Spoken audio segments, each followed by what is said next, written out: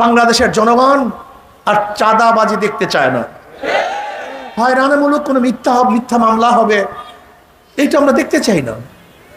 আমরা চাই মানুষের শান্তি, মানুষের কল্যাণ, মানুষের মুক্তি। নির্বিঘ্নে মানুষ ঘুরবে, হাঁটবে, চলবে।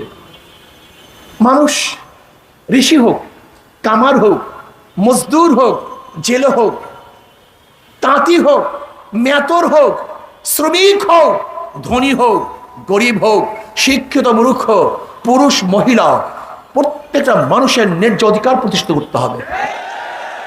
নাহমাদু ওয়া নুসাল্লি আলা রাসূলিহিল কারীম, আম্মা বাদ। ফাউযু বিল্লাহি মিনাশ শাইতানির রাজীম, বিসমিল্লাহির রহমানির রহিম। ওয়া তিলকাল আইয়ামু নুদাবিলুহা বাইনান নাস। সবাই বলেন সাল্লাল্লাহু আলাইহি ওয়াসাল্লাম। ইসলামী আন্দোলন বাংলাদেশ মাধবদী থানা শাখা কর্তৃক আয়োজিত আজকে সমাবেশের সম্মানিত সভাপতি, জাতির শ্রেষ্ঠ সন্তান, শ্রদ্ধাভাজন ওলামায়ে কেরাম এবং সর্বস্তরের জনগণ ভাইয়ের আমার, আল্লাহ পাকের শুকর যে মাওলায়ে কারীম আপনাকে আমাকে চতুর্থবার স্বাধীনতার স্বাদ গ্রহণ করার তৌফিক দান করছেন। আসলে আমাদের এই দেশ 2024 5ই আগস্টই শুধু স্বাধীন হয় নাই, এর আগেও 3 বার স্বাধীন হয়েছিল। একবার ব্রিটিশ থেকে স্বাধীন হয়েছিলাম, আবার ভারত থেকে পাকিস্তান নামীয় দেশ পাওয়ার মধ্যে স্বাধীন হয়েছিলাম, আবার পাকিস্তান থেকে বাংলাদেশ নামীয় এক স্বাধীন বাংলাদেশ আমরা স্বাধীন হয়েছিলাম। আবার 2024 5ই আগস্ট ছাত্র এবং জনতার গণবিপ্লবের মাধ্যমে ফ্যাসিস্ট স্বৈরাচার খুনি এক সরকারের বিরুদ্ধে আন্দোলন করে আমরা স্বাধীন হয়েছে। আপনারা জানেন, ব্রিটিশ বিরোধী আন্দোলনেও প্রথম ভূমিকায় ছিল মুসলমান। প্রত্যেকটা মুসলমানদের ইতিহাস জানতে হবে। যখন 1803 ঈসাই সালে দিল্লির শাসক জাফরের থেকে ব্রিটিশরা দিল্লি দখল করেছিল, তখনই শাহ ওলিউল্লাহ মুহাদ্দিস দেহলভী রহমাতুল্লাহ আলাইহির বড় সাহেবজাদা ঘোষণা দিয়েছিলেন, আজকের থেকে পাক ভারত উপমহাদেশ দারুল হরব, এদের বিরুদ্ধে আন্দোলন করা প্রত্যেকটা মুসলমানদের জন্য ফরজ আইন। সেই 1803 ঈসাই সালে ব্রিটিশদের বিরুদ্ধে আন্দোলনের সূচনা হয়েছিল। আমরা স্বাধীন হয়েছিলাম ব্রিটিশ থেকে। এরপর পাকিস্তান নামীয় এক দেশের জন্য মুসলমান আন্দোলন করেছিল। মুসলমানদের ভূমিকা ছিল। মুসলমানদের আন্দোলনের কারণেই ভারত থেকে ভাগ হয়ে পাকিস্তান নামী একটা দেশ আমরা পেয়েছিলাম। এরপরে আসুন, ভেবেছিলাম পাকিস্তানে শান্তি পাবো, বৈষম্য থাকবে না। পশ্চিমারা আবার যখন পশ্চিমারা যখন পূর্ব পাকিস্তানের বিরুদ্ধে বৈষম্য শুরু করেছে, আমরা আবার আন্দোলন করেছিলাম, সংগ্রাম করেছিলাম। এরপরে আমরা স্বাধীন হয়েছিলাম। আবারও শেখ হাসিনা সরকার যখন জুলুম, অত্যাচার, অবিচার, খুন, গুম, দুর্নীতি, অপহরণ, বিভিন্ন ধরনের জুলুম অত্যাচার জাতির উপরে চাপিয়ে দেওয়া শুরু করেছে, এদেশে মানুষ আবার আন্দোলন করেছে, সংগ্রাম করেছে। সেই 5ই আগস্ট আমরা আবারও স্বাধীন হলাম। কিসের জন্য, কি কারণে মানুষ রক্ত দিয়েছে? 71-এ কেন আন্দোলন করেছে? সেই 71-এর আন্দোলনের ভূমিকায় ছিল সাম্য, মানবিক মর্যাদা, সামাজিক ন্যায় বিচার, সাম্য, সবাই সমান, বাংলাদেশের নাগরিক সবার অধিকার সমান, মানবিক মর্যাদা, আশরাফুল মাখলুকাত এই বনি আদমকে শ্রদ্ধা করতে হবে, সম্মান দিতে হবে, তাদেরকে আদর স্নেহ করতে হবে। মানবিক মর্যাদা দিতে হবে, ন্যায় বিচার প্রতিষ্ঠিত করতে হবে। যখন বৈষম্য শুরু হয়ে গেল, আবারও মানুষ বৈষম্য বিরোধী আন্দোলনে ঝাঁপিয়ে পড়েছে, রক্ত দিয়েছে, জীবন দিয়েছে, যেন এদেশ দুর্নীতি মুক্ত হয়, এদেশ চাঁদা মুক্ত হয়, এদেশ ডাকাতি মুক্ত হয়, এদেশ মিথ্যা মামলা মুক্ত হয়, এদেশের প্রত্যেকটা মানুষ অধিকার ফিরে পায়। কিন্তু আমরা কি দেখলাম?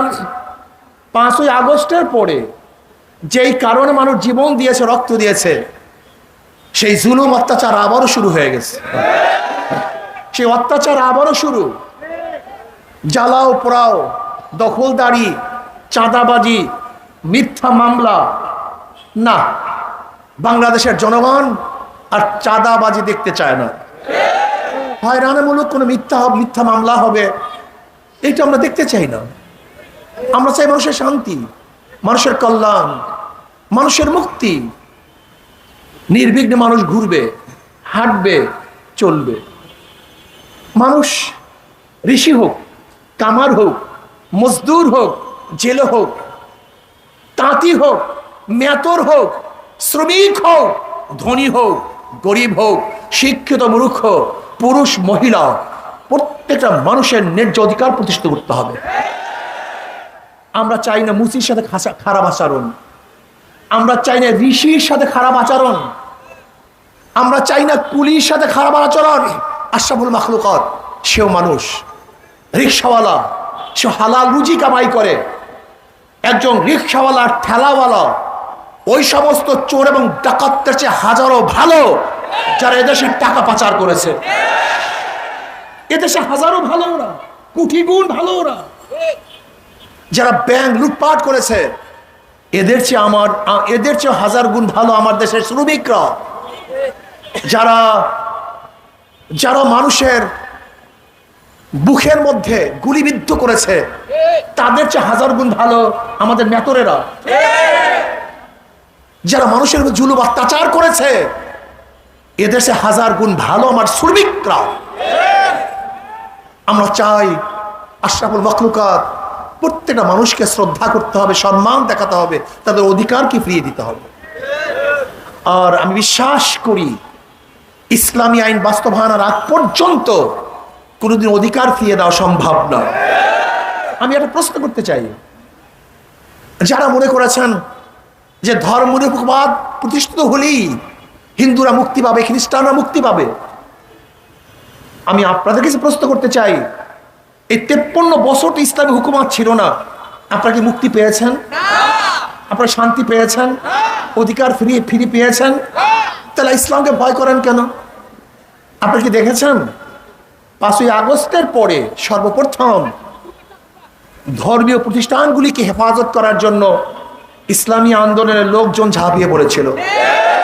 ছাত্র আন্দোলনের লোক, যুব আন্দোলনের লোক, মুজাহিদ কমিটির লোক, যে যেখানে ছিল তারা ঝাঁপিয়ে পড়েছে। এখন প্রশ্ন করতে পারেন, মসজিদ পাহারা দেওয়ার প্রয়োজন হয় না, মন্দির পাহারা দেওয়ার প্রয়োজন হবে কেন? আসলে মসজিদ নিয়ে কেউ রাজনীতি করে না, কিন্তু মন্দির নিয়ে হাজারো মানুষ রাজনীতি করে। মনে রাখতে হবে, মন্দির ভাঙ্গার কারণে মন্দির পাহারা দেয় না, বরং মন্দির ভেঙ্গে এ দেশকে ধ্বংস করার যারা চক্রান্ত করে তাদের বিরুদ্ধে পাহারা দেই। এদেশে কোনো মুসলমান মন্দির ভাঙ্গে না, এদেশে কোনো খাঁটি মুসলমান মন্দিরে আঘাত করে না, কিন্তু যারা প্রতিমা ভেঙ্গে, মন্দির ভেঙ্গে বারবার রাজনীতিক অস্থিতিশীল পয়দা করতে চেয়েছে, সৃষ্টি করতে চেয়েছে, আমরা তাদেরকে পাহারা দেই যে তোমাদের লোক যেন মন্দির ভেঙ্গে এই দেশকে ধ্বংস করতে না পারে, এর জন্য পাহারা দেই। এদেশে কোনো মুসলমান মন্দির ভাঙ্গে না, কোন হিন্দুদের আক্রমণ করে না। নির্বাচন আসবে, নির্বাচনে কি হবে? নির্বাচনে মুত্তাকিন লোকদেরকে ক্ষমতা বসাবেন, আল্লাহওয়ালাদের ক্ষমতা বসাবেন, ইসলাম প্রিয় লোকদেরকে ক্ষমতা বসাবেন। যদি ইসলাম প্রিয় লোকদেরকে ক্ষমতায় বসান, তাহলে দরজা খুলে ঘুমাবেন, কোনো টেনশন থাকবে না। আপনাদের ডিউটি তারা পালন করবে, আপনাদের খেদমতের জন্য তারা নিয়োজিত থাকবে। কমপক্ষে আপনাদের মাল আত্মসাৎ করবে না। আপনারা কি জানেন বর্তমান অবস্থাটা কি? 18 লক্ষ কোটি টাকা বিগত সরকার ঋণ করছে। 18 লক্ষ কোটি টাকা। এখানে যারা আছেন প্রত্যেকের মাথার উপরে 1.5 লক্ষ টাকা ঋণ। আজকে একটা সন্তান জন্মগ্রহণ করবে, 1.5 লক্ষ টাকা ঋণ নিয়ে তারপর জন্মগ্রহণ করবে। আমাদের বর্তমান বাংলাদেশের গভর্নর বলতেছেন গোটা দুনিয়ার মধ্যে ব্যাংকের এরকম লুটপাট কেউ কোনোদিন দেখে নাই, সব লুটপাট করে ফেলেছে। সরকারি এমন কোন প্রতিষ্ঠান নাই যে প্রতিষ্ঠানকে ধ্বংস করা হয় নাই। আশ্চর্য হয়ে যায়, আজকে সরকার পরিবর্তন হওয়ার সাথে সাথে সর্বোচ্চ বিদ্যাপীঠ ইউনিভার্সিটির ভিসি ভাইস চ্যান্সেলর কেন পরিবর্তন হবে, প্রফেসররা কেন পরিবর্তন হবে? আজকে গণ অভ্যুত্থানের পরে সুপ্রিম কোর্টের পুরা প্যানেল কেন পরিবর্তন হবে? আপনি কি দেখেছেন যেখানে সর্বোচ্চ বিদ্যাপীঠ এবং সর্বোচ্চ বিচারালয়, সেখানেও নিরপেক্ষতা তারা রক্ষা করতে পারে নাই, বজায় রাখতে পারে নাই। আশ্চর্য হয়ে যায় আমরা, এই দেশটা কোথায় চলে গেছে।